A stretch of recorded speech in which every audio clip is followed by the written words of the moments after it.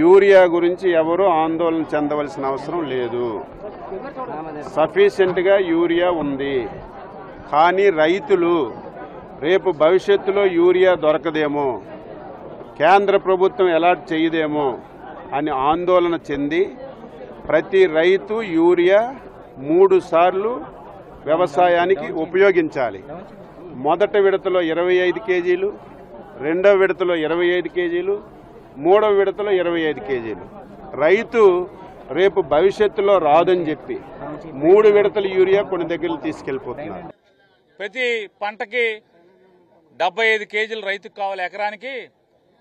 3 పంటలకు కలిపి అంటే 3 సార్లు కలిపి కొడతాకి యూరియాను దాచేసుకుంటున్నారు. 75 కేజీలు ఎకరానికి అని చెప్పని నేను అంటున్నాను ఒకటే, ఈ రాష్ట్ర వ్యవసాయ శాఖ మంత్రివి కదా, నీకు ముఖ్యమంత్రి గారికి, ఈ వ్యవసాయ శాఖ మంత్రికి ముఖ్యమంత్రి గారికి మీ బాధ్యత ఏమైసి వచ్చింది అని అడుగుతున్నాను.